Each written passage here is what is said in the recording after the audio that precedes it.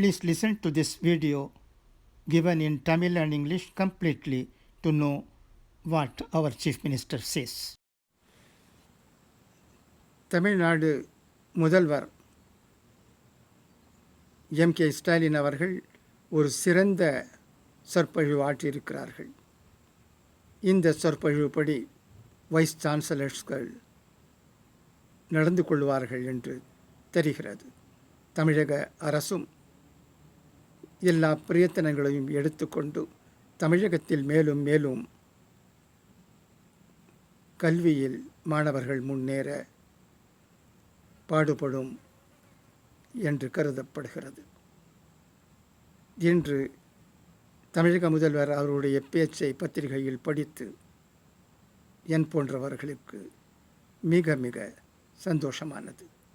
தமிழகம் எப்போதும் மக்களுடைய நலனில் அக்கறை கொண்டு செயல்படும் ஒரு அரசு என்பதை உலகம் அறியும், நாமும் அறிந்திருக்கிறோம். அந்த வகையில் மு.க. ஸ்டாலின் அவர்களும் இந்த முயற்சி செய்திருப்பது வரவேற்கத்தக்கது, பாராட்டுதற்குரியது. எல்லோரும் இதை வரவேற்பார்கள் அவசியம். வைஸ் சான்சலர்ஸ் அவர்களும் எல்லா முயற்சிகளையும் எடுத்துக்கொண்டு இங்கு கல்வித்துறையில்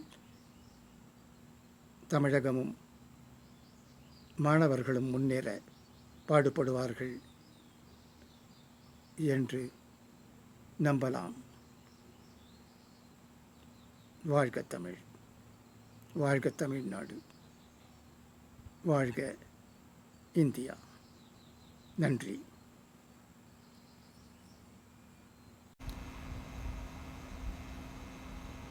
Tamil Nadu Chief Minister Mr. M.K. Stalin asks Vice Chancellors to work within state's policy. Chennai. The functioning of Vice Chancellors and universities should reflect the policy decisions of the state government, which had taken a stand against not just the national eligibility cum entrance test that had come as a stumbling block for the development of his students, but also the new education policy of the union government, Chief Minister M.K. Stalin said on Tuesday. Addressing a conference of vice chancellors of state-sponsored universities on the Anna University campus. Here, Mr. Stalin said the DMK government had brought in a legislation empowering the state government to appoint vice chancellors in the 22 state universities only on the basis of the recommendations of the M.M. Pangchi Commission set up in 2007 to go into the relations between the union and state government. He said the state was opposed to NEET, not because it was apprehensive about it, but because it was the greatest injustice of the century, with its objective to predetermine who could enter higher education instead of identifying eligible aspirants on the basis of educational accomplishment.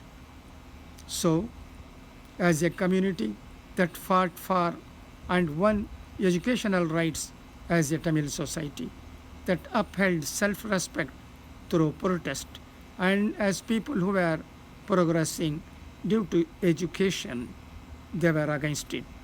He clarified, to make the Tamils oriented towards science, the government had appointed a committee headed by a retired High Court judge to frame a state education policy with a view to developing scientific temper in society, which was a basic duty assigned to every citizen of the country by the Constitution.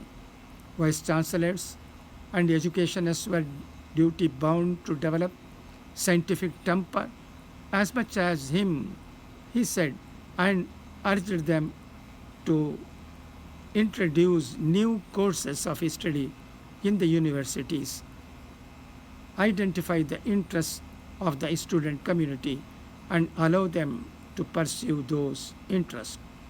It was the duty of the vice chancellors to make the present time a golden period for higher education and earn glory through the rising of an equal and rational society and by abandoning retrograde and worn out ideas. They should also be able to include, I'm sorry, they should also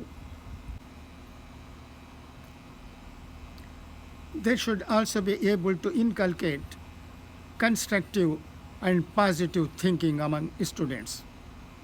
Recounting the development of higher education in the state, he said that apart from the Madras University, started in 1857, only the Anna University, opened in 1929, was there during independence.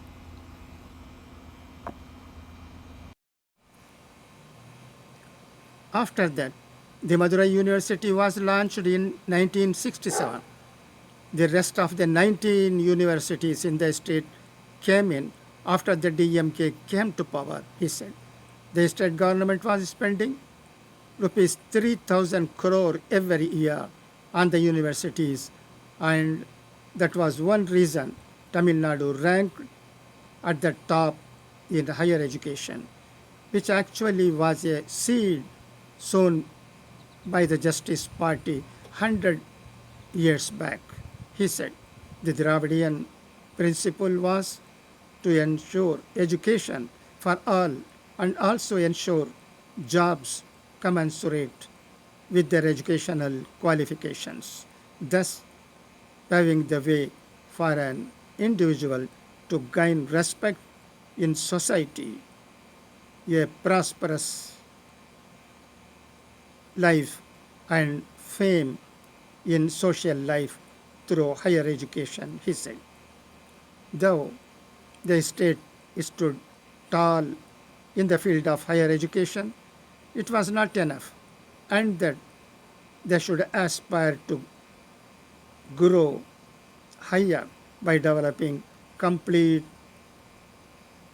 people through education and by inculcating good morals and values in them in all the universities and colleges in the state, Mr. Stalin told the vice chancellors.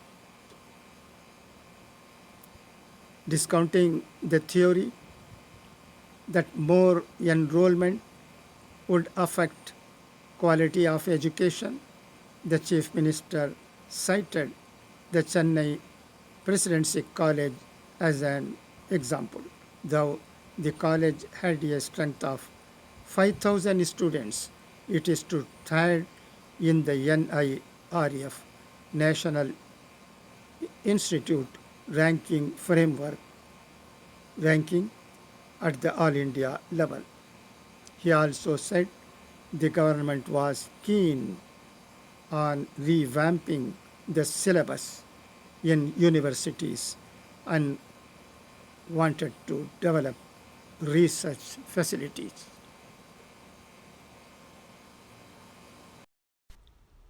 I have read the coverage of the Tamil Nadu Chief Minister's speech as given in Deccan Chronicle, Chennai.